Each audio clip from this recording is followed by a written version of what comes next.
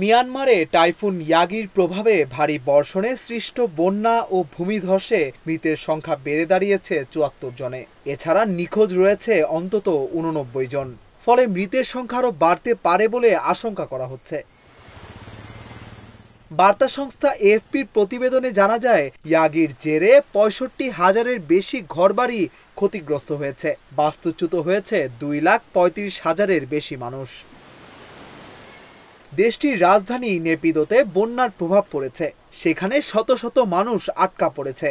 নেপিদোর তাতকোন এলাকায় বন্যায় ঘরবাড়ি প্লাবিত হয়েছে। ইয়াঙ্গুন ও মান্দালয়ের মধ্যকার রেল পরিবহন সাময়িকভাবে বন্ধ হয়ে গেছে।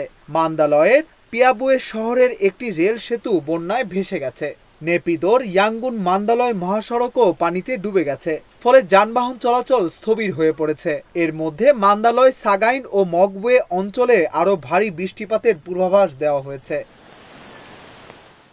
২০২১ সালে সামরিক বাহিনী ক্ষমতা দখলের পর থেকে মিয়ানমারে অভ্যন্তরীণ সংঘাত চলছে। চলমান সংঘাতে দেশটিতে ২৭ লাখের বেশি মানুষ বাস্তুচ্যুত হয়েছেন। এর মধ্যে প্রাকৃতিক দুর্যোগ ভোগান্তি আরও বাড়িয়েছে।